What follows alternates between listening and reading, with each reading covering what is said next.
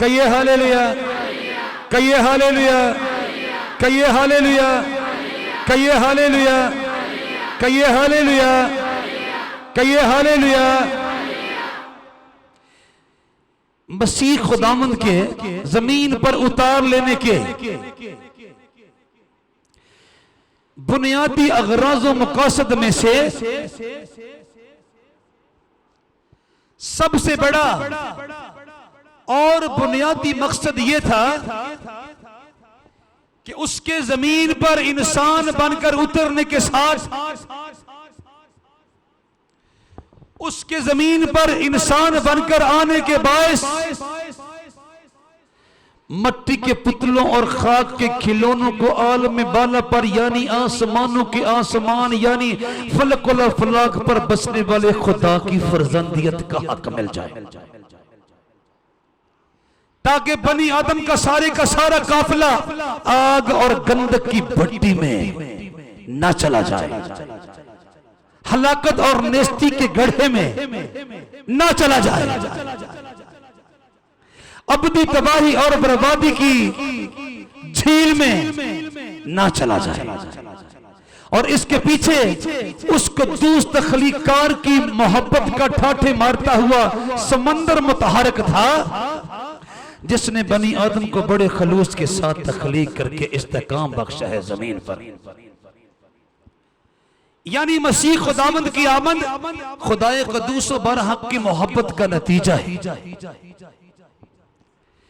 और मसीह खुदावंद की आमद का मकसद जैसे मैंने पहले बताया यह था कि बनी आदम को कादिर मुतलक की यानी सारे जहानों के तख्लीकार की और तरतीबकार की फर्जंदियत का हक मिल जाए, और बनी आदम का सारा टोला नेस्ती और तबाही हलाकत और आग की भट्टी में ना चला जाए, बल्कि जितने मसीह खुदावंद की हयात बख्श नजात बख्श कुर्बानी पर ईमान लाकर कादिर मुतलक की फर्जंदियत के सर्टिफिकेट के ख्वाहिशमंद हो जाए, मुतमन्नी हो जाए, आरज़ूमंद हो जाए, उन सबको कादिर मुतलक आसमानी बाप अपनी फर्जंदियत के सर्टिफिकेट्स देकर अपने साथ अबदियत में दाखिल होने का इस्तेकाक शर्फ और एजाज अता करें।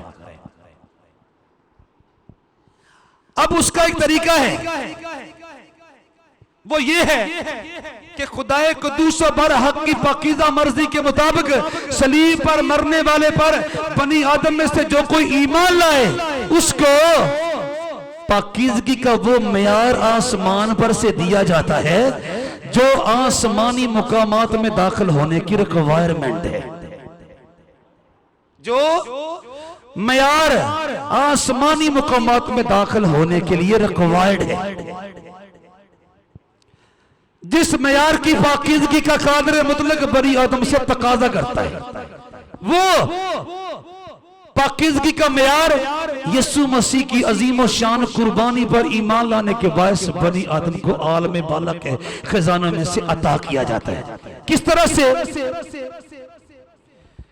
जितने खुदा के बेटे पर ईमान लाकर उसकी कुर्बानी पर भरोसा रख के कादिर मुतलक के ख़्वाह होते हैं, उसके अहकाम के ख़्वाह होते हैं, उसके कवानीन के ख़्वाह होते हैं, उन सब के लिए खुदा अपने पाक रूह को नाज़िल करने का वादा फरमाता है। कहिए हालेलुया।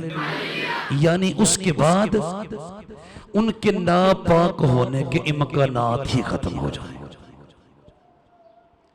खुदा उनको हयात अबदी के बयाने के तौर पर अपने पाक रूह से नवाजता है, ताकि जो काम मसीह खुदावंद ने बनी आदम को नजात देने और हयात अबदी का ताज देने के लिए किया, पाक रूह की कुदरत से ईमानदारों की जिंदगी में उस काम को इस्तेहकाम मिल जाए, और वो मसीह खुदावंद के आलम बाला पर चले जाने के बाद भूल न जाएं कि उनको नजात देने के लिए किसी ने अपनी गिरा कदर जान सलीब पर कुर्बान की थी, किसी ने अपना गरा माया खून सलीब पर बहाया था, और ना ही रास्तबाज मसीह खुदावंद के अबदी कवानीन को जो उसने बनी आदम को सिखाए फरामोश करके आग और गंधक की भट्टी में चले जाए। ना, पाक रूह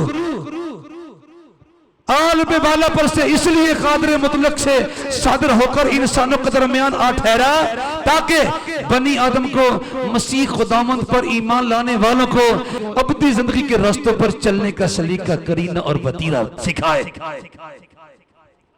ताकि वो अबदी जिंदगी के टारगेट को, अबदी जिंदगी की मंजिलों को अचीव करने के लायक बन जाए और मुस्तकिल मिजाजी के साथ वो हयात अबदी की राह पर दौड़े चले जाएं।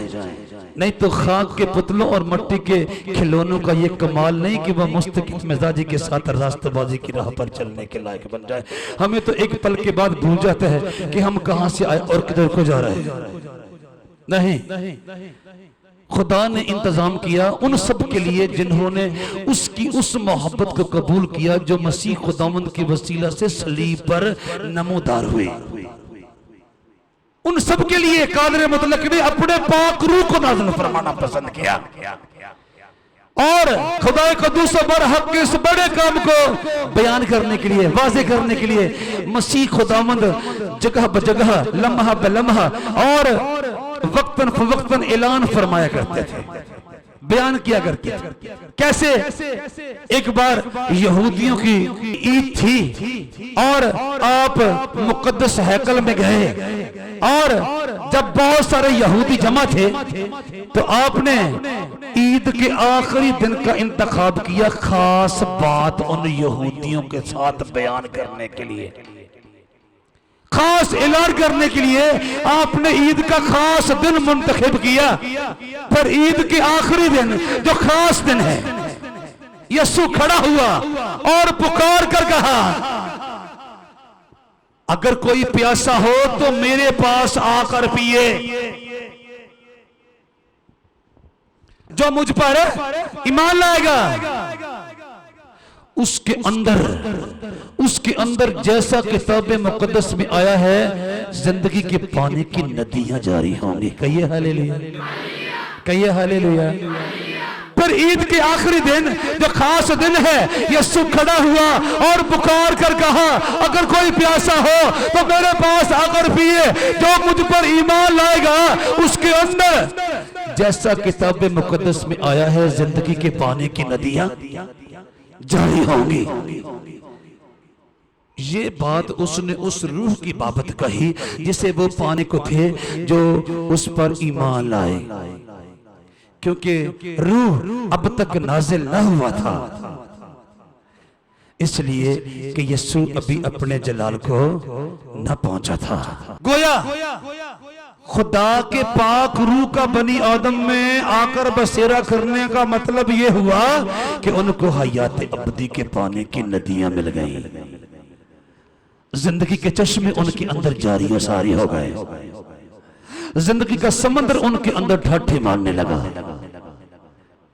और आपने पाक रूह को जिंदगी के पानी की नदियों से तशबीह दी।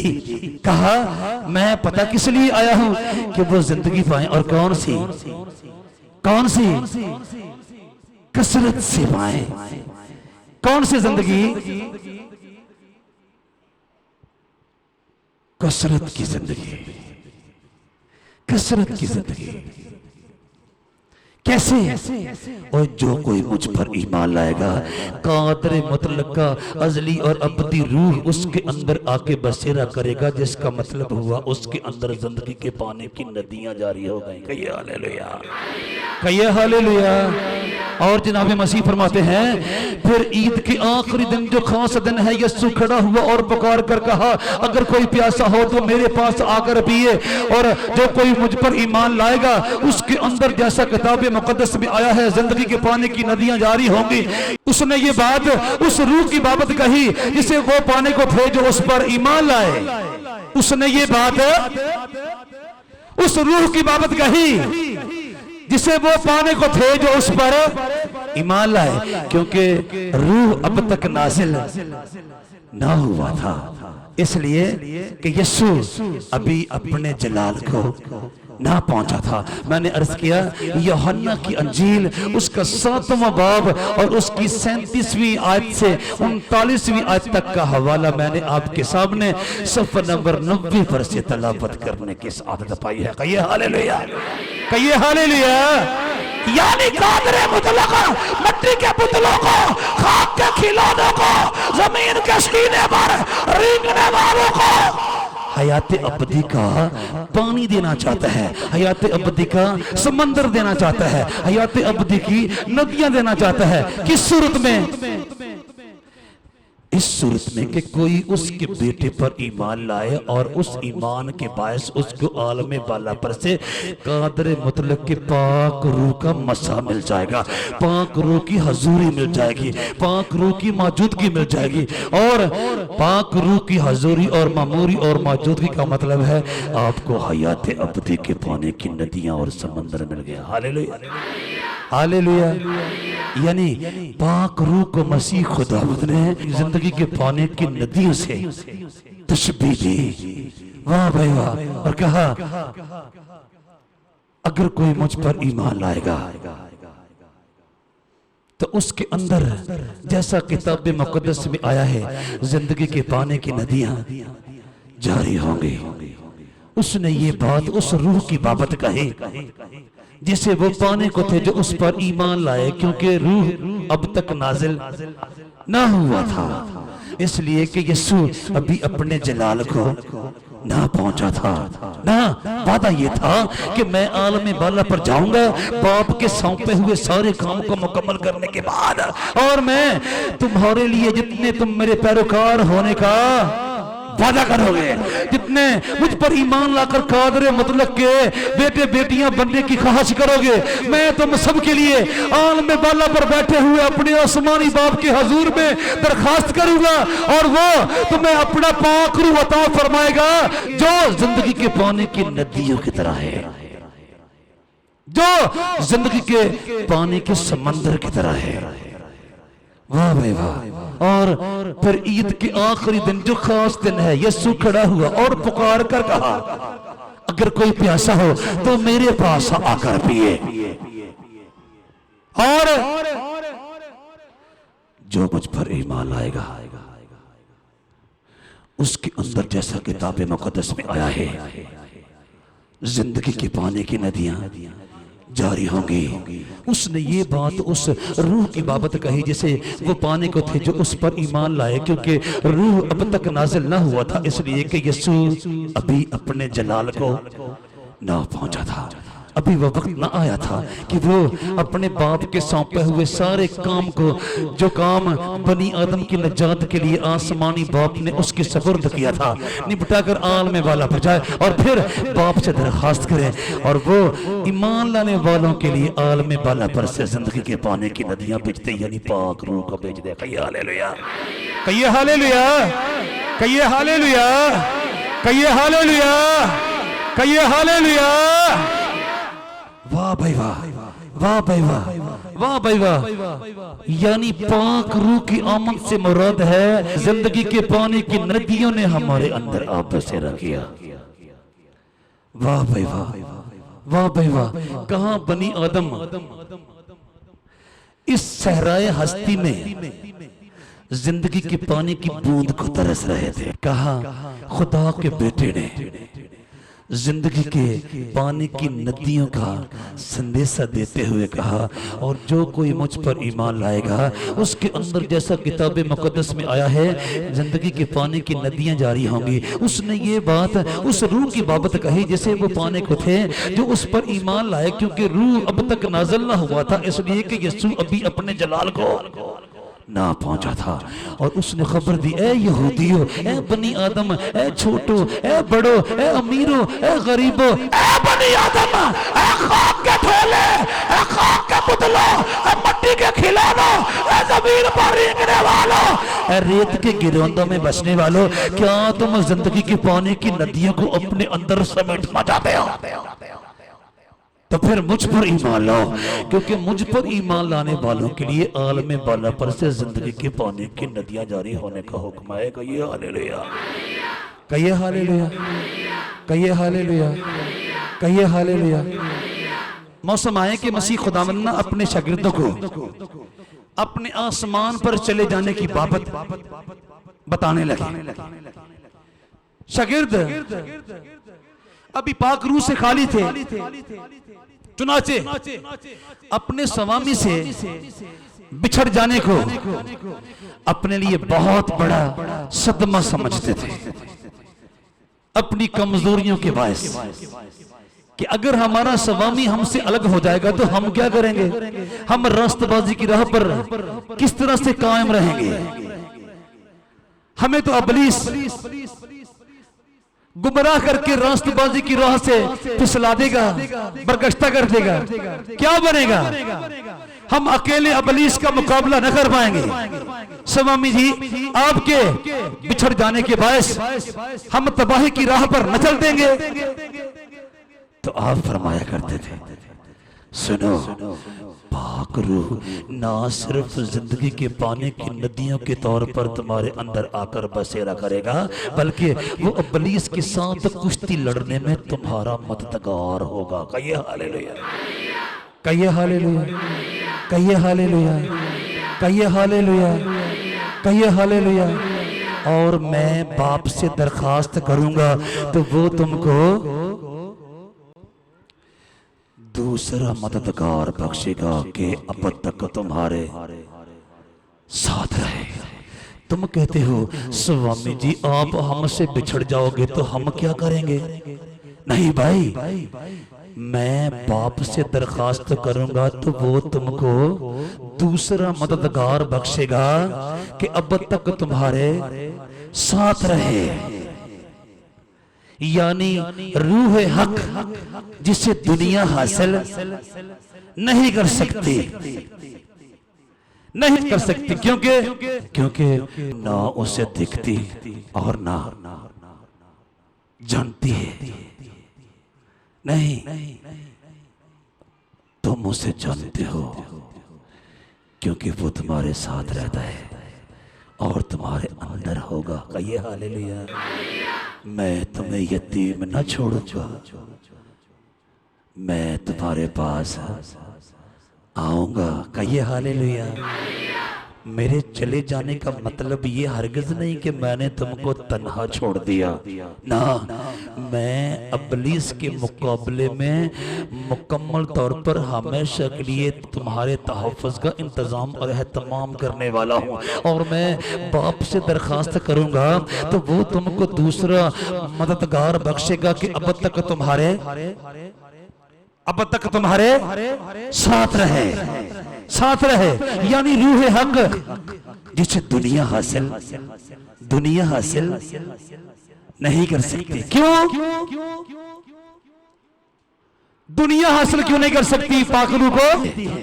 दुनिया कादर मतलब कि पाक रूह से कतई तौर पर वाकिफ नहीं हो सकती, क्योंकि पाक रूह कादर मतलब की तरफ से उन लोगों को इनाम के तौर पर दिया जाता है जो उसके मंसूबे को, जो उसका बेटा आसमान से लेकर जमीन पर उतरा कबूल करते हैं और बखुशी उस मंसूबे में अपने आप को इन्वॉल्व करते हैं और उस मंसूबे के मुताबिक कादर मतलब की खुशनुदी की तमन्ना करते हैं। उनके लिए पाक रूह की आमद का वादा है, वादा है, वादा है। पाक रूह की फरहमी का वादा है, वादा है। तुम मुझसे जानते हो कैसे, क्योंकि वो तुम्हारे साथ है और तुम्हारे अंदर होगा। कहिए हालेलुया, कहिए हालेलुया। इस हकीकत को वही जाने जो पाक रूह के खाए मखाने। इस मिठास का आप किसी को पूरा मजा बता नहीं सकते। पाक रूह की मौजूदगी का, पाक रूह की हजूरी का, पाक रूह की मामूरी का सिर्फ वही जायका जान सकते हैं जिन्होंने मसीह खुदावंद पर ईमान लाकर कादर मुतलक से पाक रूह की मामूरी को हासिल करने का तजुर्बा किया है। कहिए हालेलुया, कहिए हालेलुया। ऐ शागिर्दों, तुम कहते हो मैं तुम्हें यतीम छोड़ दूंगा, तुम्हें तन्हा छोड़ दूंगा। नहीं, और मैं बाप से दरखास्त करूंगा तो वो तुमको दूसरा मददगार बख्शेगा कि अब तक तुम्हारे साथ रहे। यानी रूह हक जिसे दुनिया हासिल नहीं कर सकती, क्योंकि ना उसे देखती और ना जानती है।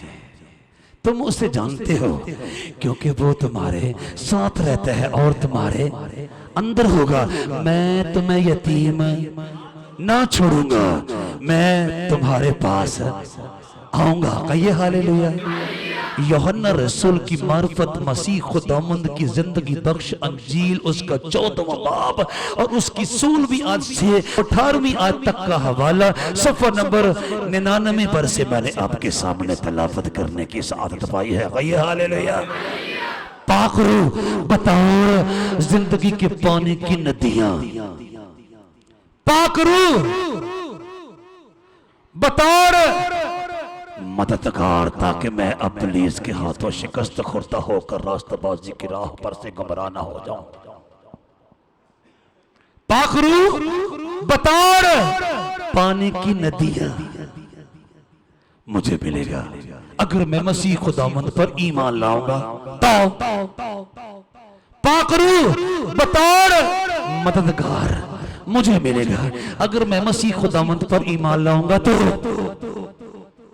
यानी पाक रूह के बगैर कोई चाहे भी तो वो इब्लीस पर गालिब आने के लायक नहीं हो सकता, क्योंकि इब्लीस बजाते खुद इन मिट्टी के पुतलों और खाक के खिलौनों से तकड़ा है, जोरावर है, जोरावर है। सिर्फ खुदा का रूह इब्लीस को शिकस्त खुर्दा होकर भागने पर मजबूर कर सकता है। नहीं, मट्टी के पुतलों को तो वो एक पल में मार गिराता है, बड़े बड़े नंबर रास्तबाजों को उसने चित गिराया और हलाकत के घड़े की तरफ घसीट कर ले गया। बड़े बड़े सूरमाओं को, बड़े बड़े नंबर लोगों को, बड़े बड़े बादशाहों को, बड़े बड़े उमरा को, बड़े बड़े वज़रा को, बड़े बड़े उलमा को, बड़े बड़े हुकामा को, बड़े बड़े फुज़ाला को, बड़े बड़े नामी गरामी अशखास को तारीख बताती है, उसने चुटकी मार के रास्तबाजी की राह से बरगश्त करने में एक पल भी ना लगाया। लेकिन मसीह खुदावंद पर ईमान लाने वाले छोटे छोटे मिट्टी के पुतले और खाक के खिलौने पाक रूह की मदद के साथ इब्लीस पर गालिब आने का इस्तिकाक और शरफ और एहसास पा सकते हैं। कहिए हालेलुया। और मैं बाप से दरखास्त करूंगा तो वो तुम्हें दूसरा मददगार बख्शेगा कि अब तक तुम्हारे साथ रहे, यानी रूह हक जिसे दुनिया हासिल नहीं कर सकती, क्योंकि ना उसे देखती और ना जानती है। तुम उसे जानती हो क्योंकि वो तुम्हारे साथ रहता है और तुम्हारे अंदर होगा। मैं तुम्हें यतीम ना छोड़ूंगा, मैं तुम्हारे पास आऊंगा। मैंने अर्ज किया यूहन्ना रसूल की मारिफत मसीह खुदावंद की अंजील मुकद्दसा और उसका 14वां बाब और उसकी 16वीं तो 18वीं आयत करीमा सफ़ा नंबर 99 पर से यानी 99 पेज पर से मैंने आपके सामने तलावत करने की सादत पाई है। एक तो पाक रूह बतौर और पानी की नदियों के मुझे मिलने वाला है। फिर पाक रूह बेहैसियत मददगार रास्तबाजों को आलम बाला पर से कादर मुतलक के हुजूर से मसीह खुदावंद की दरखास्त पर मिलता है, ताकि रब्बुल अफवाज के लोग जो उसके बेटे पर ईमान लाकर उसके मोहब्बत के मंसूबे को कबूल करते हैं, इब्लीस के हाथों शिकस्त खुर्दा होकर दिल बर्दाश्ता होकर नार रास्ते की राह पर न चलते हैं। पाक रूह हर रोज उनकी मदद फरमाता, रहनुमाई फरमाता और रहबरी फरमाता है और खुदा बाप की, खुदा बेटी की मौजूदगी का भरपूर एहसास बख्शता है। जब ही मसीह खुदावंद ने कहा मैं तुम्हें यतीम ना छोड़ूंगा, ना मैं तुम्हारे पास आऊंगा, यानी पाक रूह की सूरत में मैं हर वक्त तुम्हारे साथ हूं, ताकि तुम्हारी रहनुमाई करूं, तुम्हारी रहबरी फरमाऊं, ताकि तुम ना रास्ते का शिकार होकर रास्तबाजी की राह को तर्क ना कर बैठो और नेस्ती के गढ़े का लुकमा और नवाला ना बन जाओ। इसलिए मैं पाक रूह बाप से लेकर तुम्हें दूंगा कि तुम्हारी हर लम्हा मदद करे। पाक रूह बेहैसियत मददगार मुझे मिलेगा अगर मैं मसीह खुदावंद पर ईमान लाऊंगा। कहिए हालेलुया, कहिए हालेलुया, कहिए हालेलुया, कहिए हालेलुया, कहिए हालेलुया, कहिए हालेलुया। फिर पाक रूह एक और किरदार अदा करेगा। मैं चाहता हूं कि मैं अपने मुनज्जी के वसीला से होने वाले उस बड़े कौम का गवाह बन जाऊं जो उसके खून की करिश्मा साजियों के बायस मेरी जिंदगी में हुआ। यानी उसने मेरी गलजतों को, मेरी हमाकतों को, मेरी कबाहतों को, मेरी शरारतों को, मेरी जलालतों को, मेरी खबासतों को मुझसे दूर करके मुझे तमाम गंदगियों से निकालकर जिंदगी के रास्ते पर पाकीदा शख्स बनाकर चलने का एहसास बख्शा। ये बहुत बड़ा काम है और मैं चाहता हूँ यीशु मसीह के वसीला से होने वाले इस अजीम और शान काम का गवाह बन जाऊं। कैसे बनूं? कैसे बनूं? अब इब्लीस तो मुझे इस सच्चाई को 2 अल्फाज में बयान करने की इजाजत न दे ना। यीशु मसीह ने कहा मैं ऐसा अरेंजमेंट करूंगा, मैं ऐसा इंतजाम करूंगा, मैं ऐसा एहतमाम करूंगा कि पाक रूह तुम्हारे अंदर आके वो तुम्हारे वसीला से मेरा गवाह बनेगा। ये हालेलुया। जब पाक रूह तुम्हारे अंदर आएगा ना तो फिर तुम गवाही देने के लायक बन जाओगे। खुदावंद यीशु मसीह ने तुम्हारे लिए कैसे बड़े बड़े काम किए, वाह भाई वाह।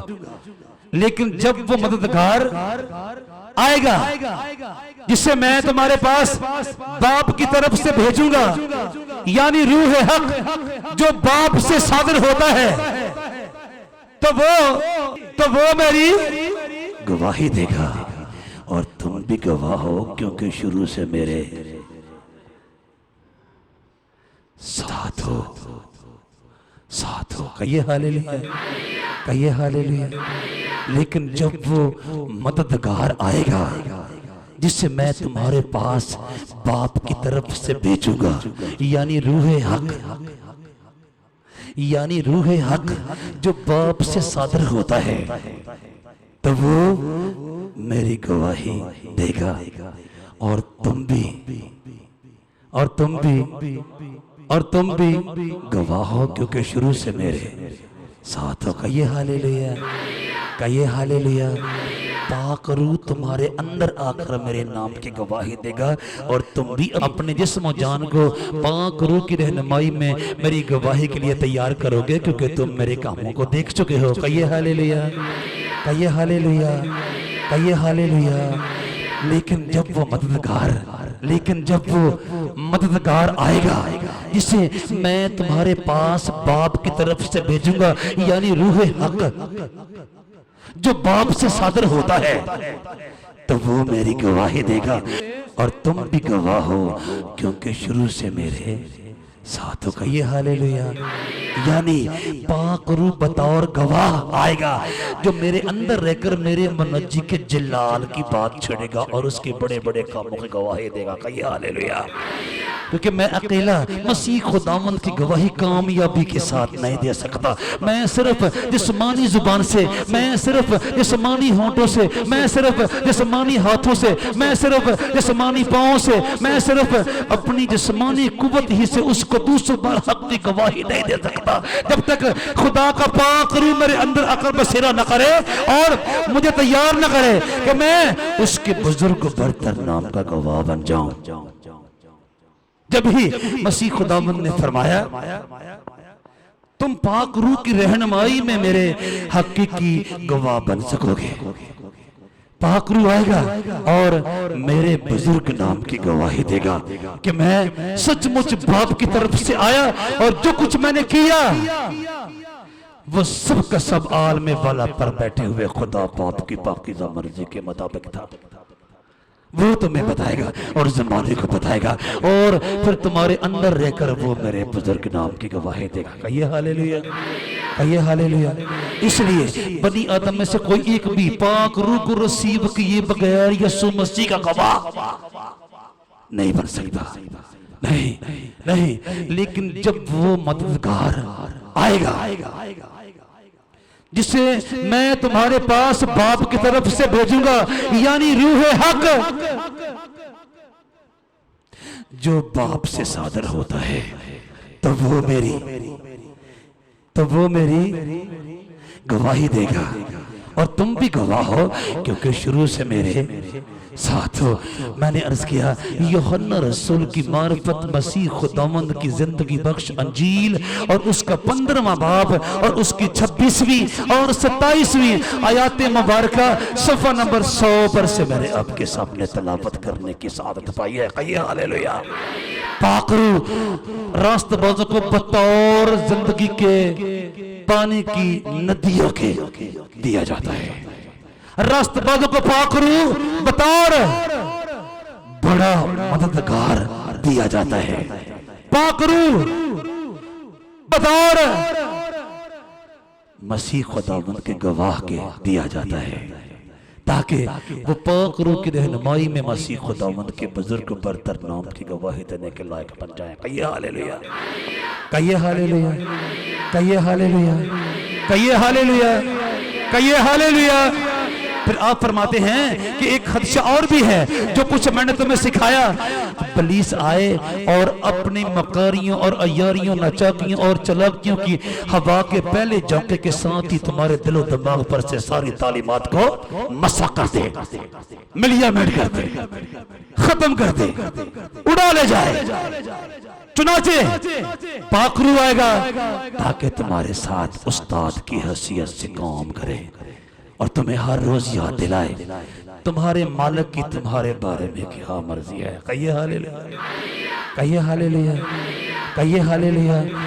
मैंने ये बातें तुम्हारे साथ रहकर तुमसे कही, लेकिन मददगार यानी रूह कुद्स जिसे बाप मेरे नाम से भेजेगा वही तुम्हें सब बातें सिखाएगा।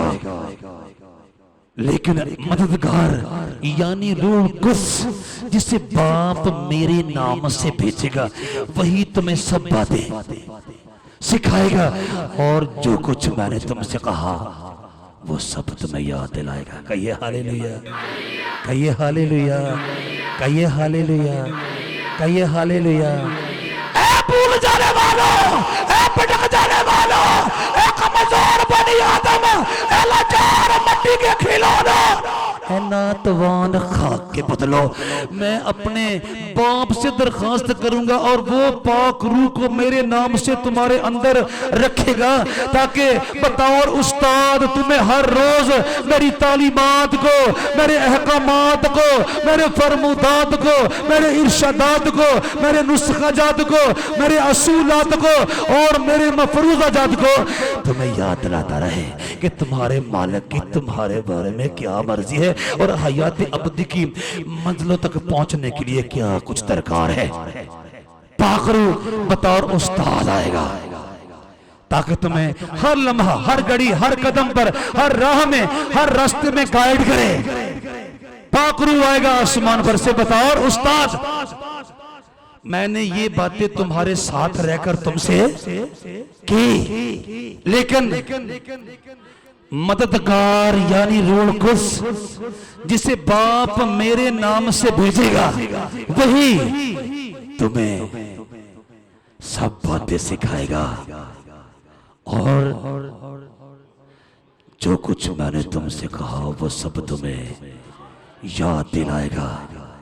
यीशु ने कहा था रूह पाक आएगा, मेरी बातें तुम्हें याद दिलाएगा, मेरे पीछे तुम्हें चलना सिखाएगा। यीशु ने कहा था रूह पाक आएगा। वाह भाई वाह, वाह भाई वाह। कहिए हालेलुया। कहिए हालेलुया। कहिए हालेलुया। मैंने ये बातें तुम्हारे साथ रहकर तुमसे कही, लेकिन मददगार यानी रूह कुद्स जिसे बाप मेरे नाम से भेजेगा वही तुम्हें सब बातें सिखाएगा और जो कुछ मैंने तुमसे कहा वो सब तुम्हें याद दिलाएगा। यूहन्ना रसूल की मार्फत मसीह खुदावंद की जिंदगी बख्श अंजील उसका 14वां बाब और उसकी 25वीं और 26वीं आयात करीमा सफ़ा नंबर 99 पर से मैंने आपके सामने तलावत करने की सआदत पाई है। कहिए हालेलुया। पानी की नदियों के तौर पर पाक रूह हमारे और आपके अंदर आएगा। फिर शैतान के खिलाफ कुश्ती लड़ने की गरज से हमें मददगार की जरूरत है, और पाक रूह मददगार के तौर पर हमारे अंदर आकर बसेरा करेगा। फिर हमें अपने मुनज्जी के अजीम और शान काम की गवाही देने की जरूरत है।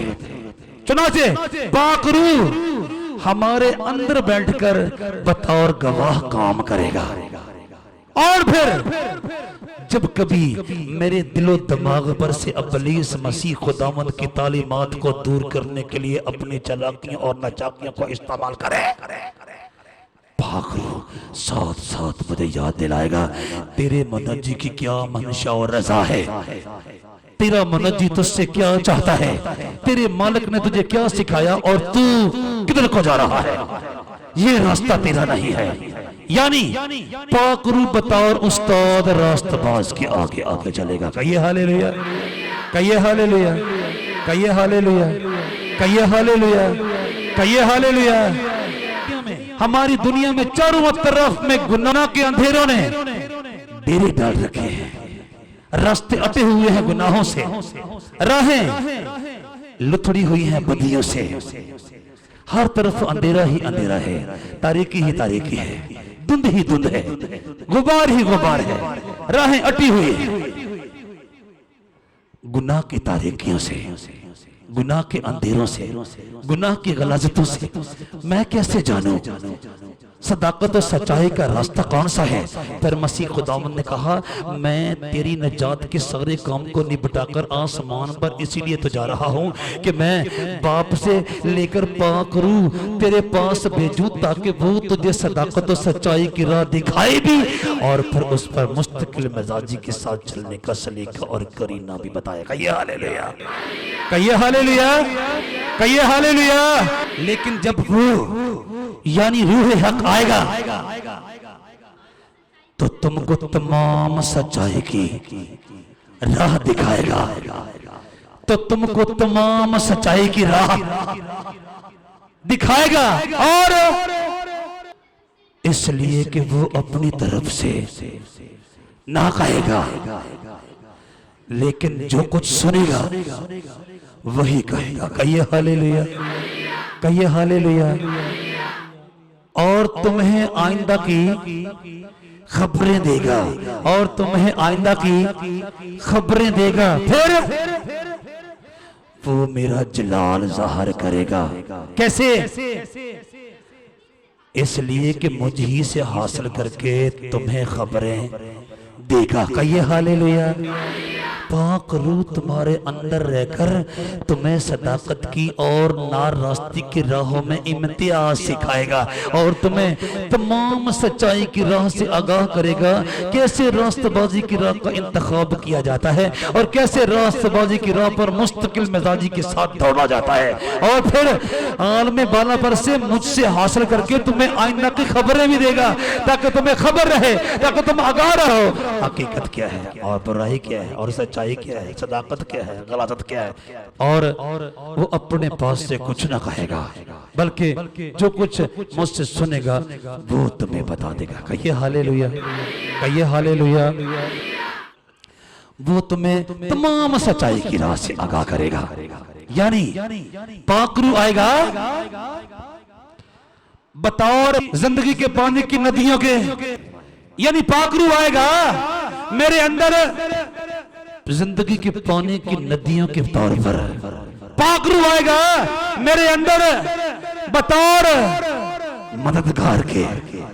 पाक रूह आएगा मेरे अंदर बतौर गवाह के, ताकि मैं कादर मतलब का उसके बेटे का और उनके अजीम शान का मौका गवाह ठहर सकूं।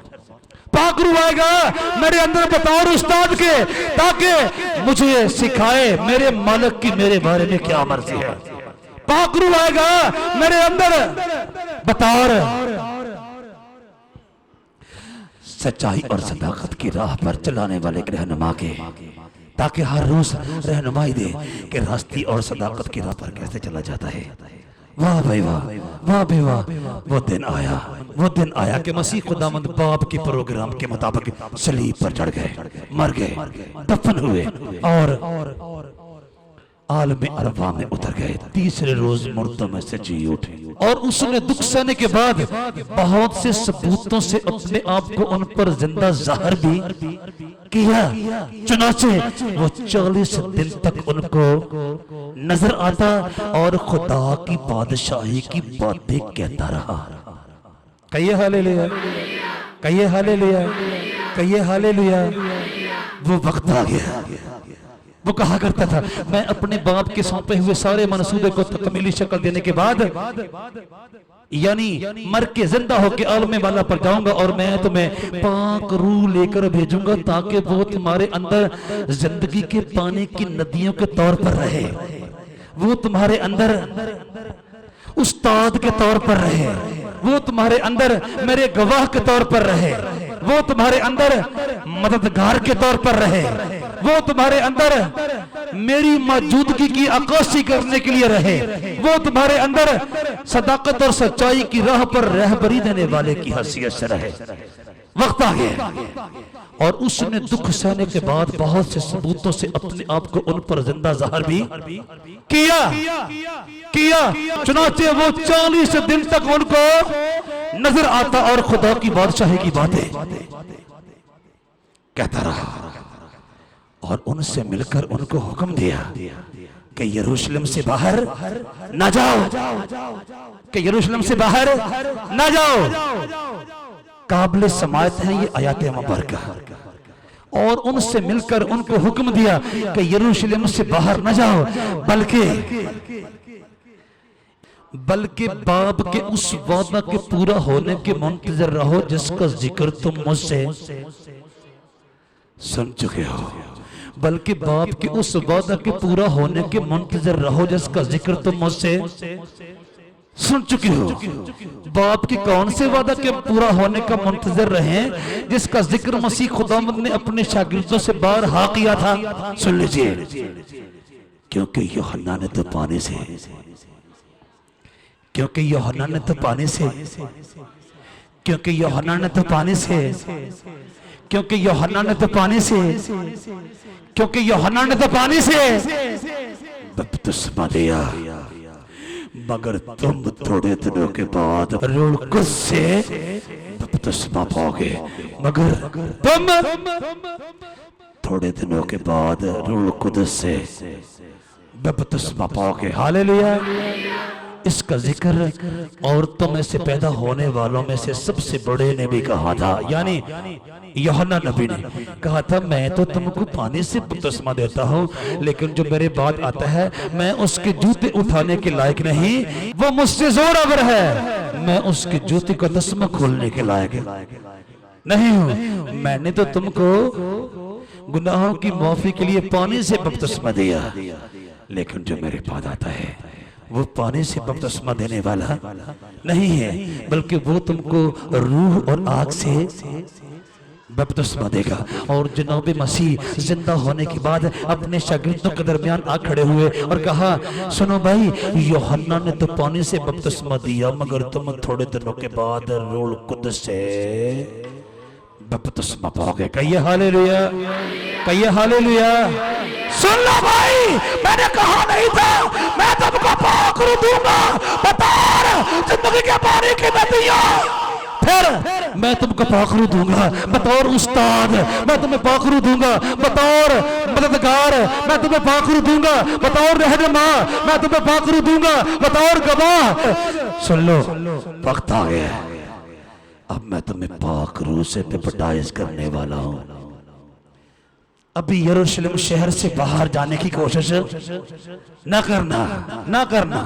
हमारी दुनिया में हजारों लोग हैं मसीह खुदावंद की मुकर्रर करदा बाउंड्रीज से बाहर चले जाते हैं, बगैर पाक रूह का लिबास लिए, बगैर पाक रूह की पोशाक लिए। रसवाई और जिल्लत उनका मुकद्दर ठहरती है, क्योंकि यीशु मसीह के कौल के मुताबिक हर रास्तबाज को उसके बुजुर्ग नाम की गवाही देने के लिए पाक रूह की पोशाक चाहिए। और आपने फरमाया और उनसे मिलकर उनको हुक्म दिया कि यरूशलेम से बाहर ना जाओ, बल्कि बाप के उस वादा के पूरा होने के मुंतजर रहो जिसका जिक्र तुम मुझसे सुन चुके हो, क्योंकि यूहन्ना ने तो पानी से बपतिस्मा दिया, मगर तुम थोड़े दिनों के बाद रूह कुद्स से बपतिस्मा पाओगे। कहिए हालेलुया। वाह भाई वाह, वाह भाई वाह, वाह भाई वाह। यानी पाक रूह के नाज़िल होने का दिन हकीकी बपतिस्मा पाने का दिन है। और इस बपतिस्मे के बगैर आलम बाला पर यानी कादर मुतलक की अबदी कायनात में दाखिला मुमकिन है ही नहीं, क्योंकि पाक रूह का बपतिस्मा या पाक रूह की मौजूदगी हमारे लिए हयात अबदी के देश में दाखिले का बयाना है। ये निशान है कि मैंने तुमको अबदियत में अपने साथ दाखिल करने के लिए चुन लिया है। कहिए हालेलुया, कहिए हालेलुया।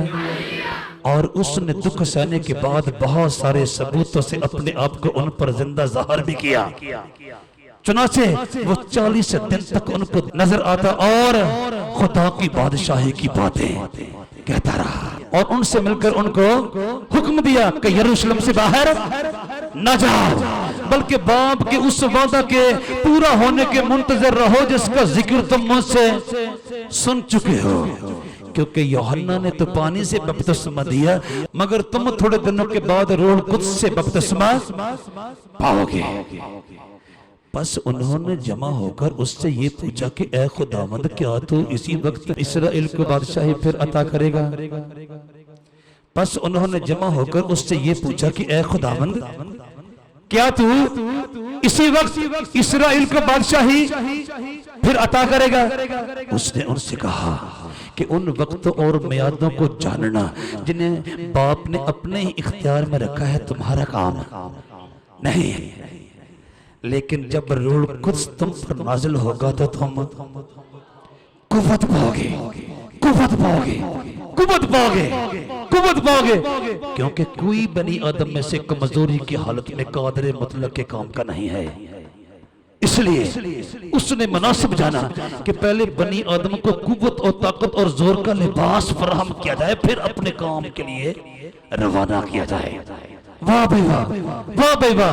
उसने उनसे कहा कि उन वक्तों और मियादों का जानना जिन्हें बाप ने अपने ही इख्तियार में रखा है तुम्हारा काम नहीं, लेकिन जब रूह कुद्स तुम पर नाज़िल होगा तो तुम कुव्वत पाओगे, और यरूशलेम और तमाम यहूदिया और सामरिया में बल्कि जमीन की इंतहा तक मेरे गवाह हो गए। कहिए हालेलुया। और ये कहकर वो उनके देखते देखते ऊपर उठा लिया गया और बदली ने उसे उनकी नजरों से छिपा लिया। कहिए हालेलुया, कहिए हालेलुया, कहिए हालेलुया।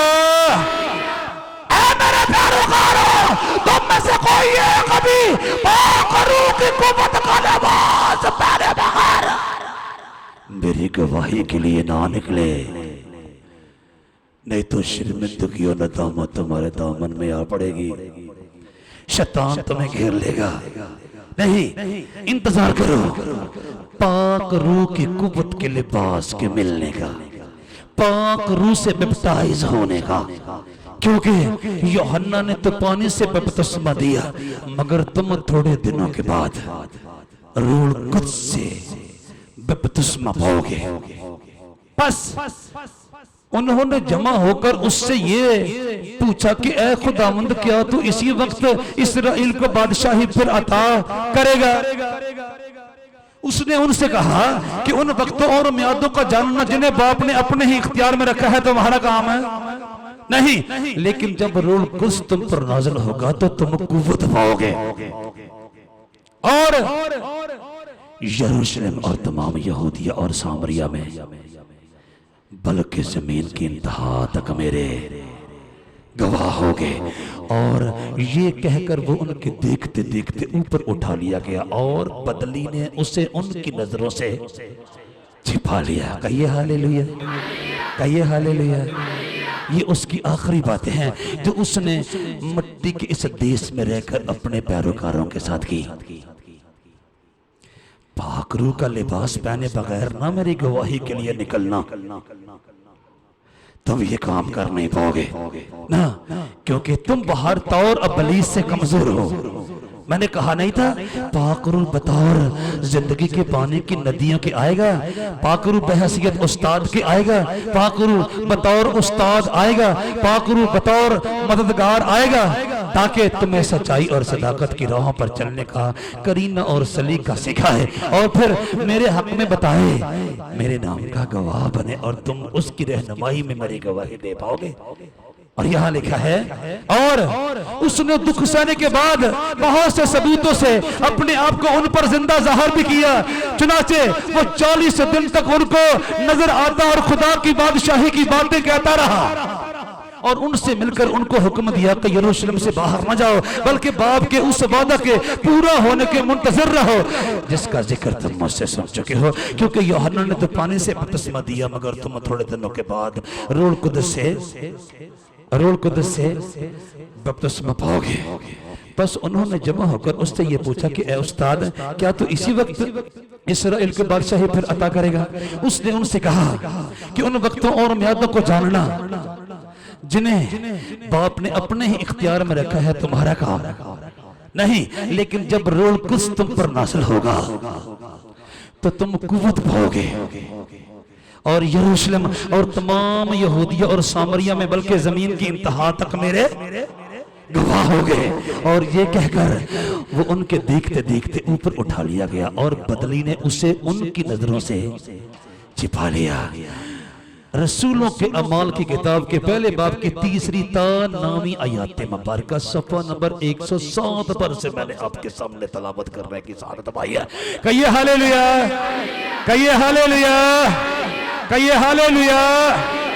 वो अपनी जमीनी खिदमत के दौरान भी अपने शागिर्दों को यही वादा दिया करता था। जब वो आलम बाला की तरफ प्रवास भरने लगा, जब वो आसमानों के आसमान की तरफ उड़ान भरने लगा, तो वादा यही था, मैं तुमको रूह कुद्स से नवाजूंगा ताकि तुम कुव्वत वाले हो जाओ, ताकि तुम ताकतवर हो जाओ, ताकि तुम जोर आवर हो जाओ, ताकि पुलिस के मुकाबले में कायम रह सको और मेरे सच्चे और पक्के गवाह ठहरो। वादे पूरे कब होंगे? यहूदियों की एक ईद का मौका आया। वाह भाई वाह, आज का दिन आ गया। तारीख इंसानी गवाह है, अंजील मुकद्दस के सुनहरे औराक गवाह हैं, अंजील मुकद्दस के सुनहरे सफ़हात गवाह हैं। और जब ईद पेंतिकोस्त का दिन आया तो वो सब एक जगह जमा थे कि यकायक आसमान से ऐसी आवाज आई जैसे जोर की आंधी का सन्नाटा होता है, और उससे सारा घर जहां वो बैठे थे गूंज गया, और उससे सारा घर जहां वो बैठे थे गूंज गया, और उन्हें आग के शोला किसी फटती हुई ज़बानें दिखाई दी और उनमें से हर एक पर आ ठहरी, और वो सब रूह कुद्स से भर गए और गैर ज़बानें बोलने लगे जिस तरह रूह ने उन्हें बोलने की ताकत बख्शी। वाह भाई वाह, वाह भाई वाह, वाह भाई वाह। तकमील हुई उसके पाकीज़ा होंठों से निकले हुए पाकीज़ा वादों की।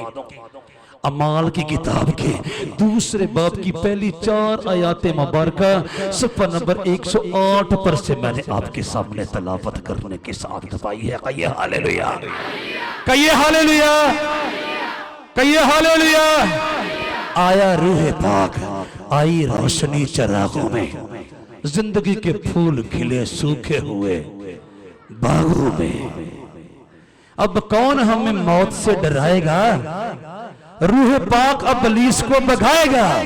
यीशु ने कहा था रूह पाक, यीशु ने कहा था रूह पाक मेरी बातें तुम्हें याद दिलाएगा, मेरे पीछे तुम्हें चलना सिखाएगा। यीशु ने कहा था रूह पाक आएगा, यीशु ने कहा था रूह पाक। वाह भाई वाह, कहिए हालेलुया, कहिए हालेलुया। जब ईद पेंतिकोस्त का दिन आया तो वो सब एक जगह जमा थे। यका आसमान से ऐसी आवाज आई जैसे जोर की आंधी का सन्नाटा होता है और उससे सारा घर जहां वो बैठे थे गूंज गया और उन्हें आग के शोला किसी फटती हुई ज़बानें दिखाई दी और उनमें से हर एक पर आ ठहरी और वो सब रूह कुछ से भर गए और गैर ज़बानें बोलने लगे। जिस तरह रूह ने उन्हें बोलने की ताकत बख्शी, मैंने अर्ज किया रसूलों के अमाल की किताब के दूसरे बाब की पहली 4 आयात मुबारका सफ़ा नंबर 108 पर से मैंने आपके सामने तलावत करने की सआदत पाई है। कहिए हालेलुया। वो बोलने लगे, वाह भाई वाह, मैं हजारों को बोलते हुए देखता हूं, मैं हजारों को बोलते हुए सुनता हूं।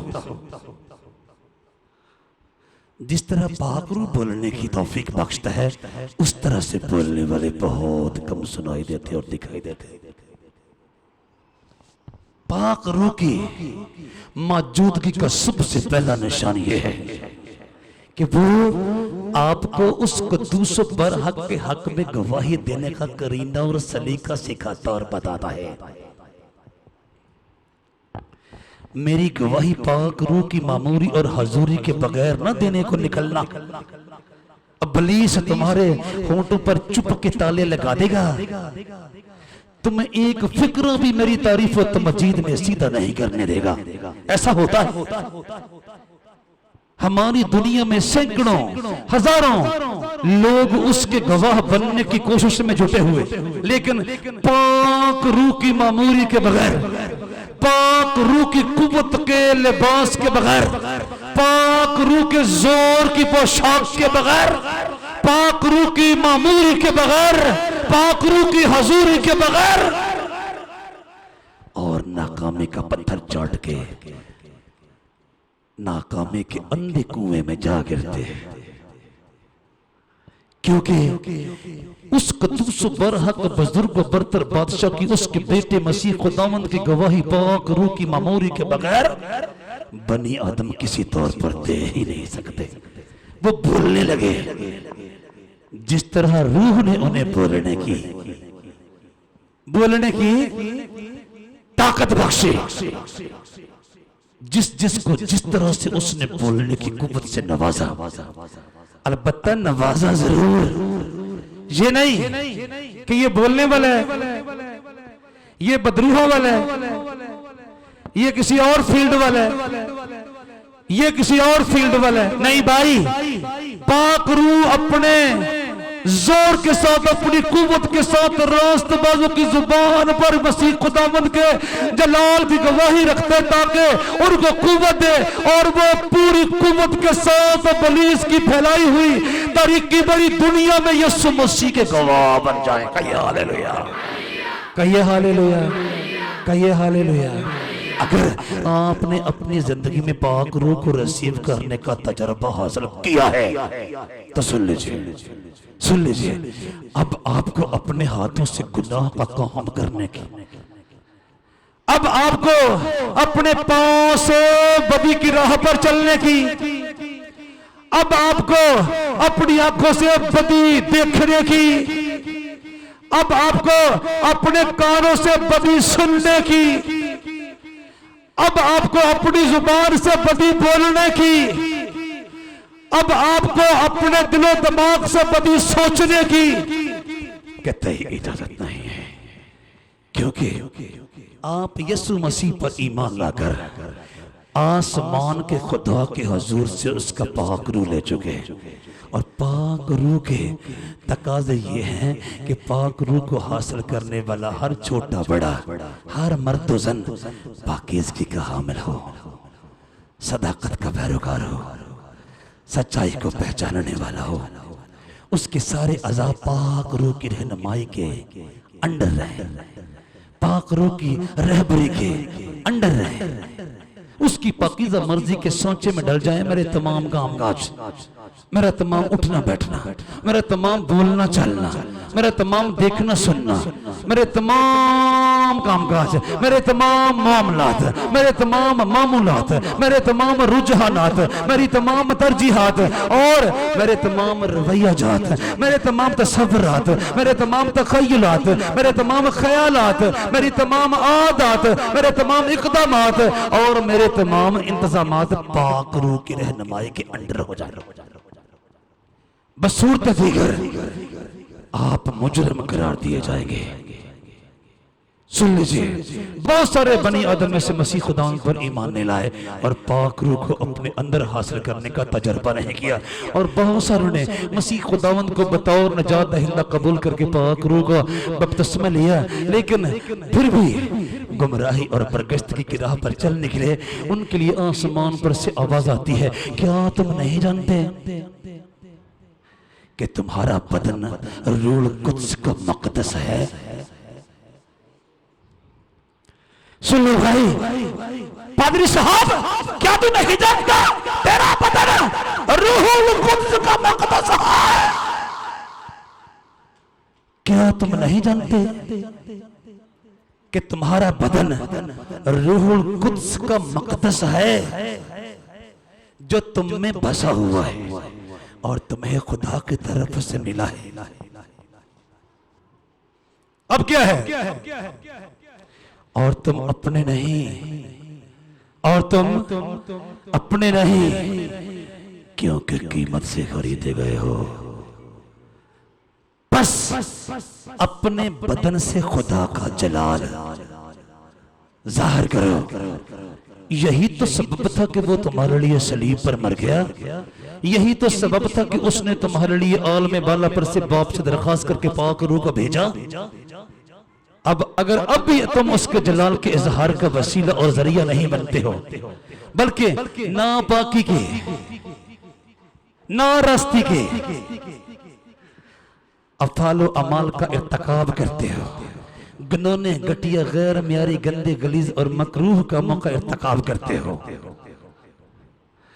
तो सुन लो, बर्बादी और तबाही तुमसे दूर नहीं है।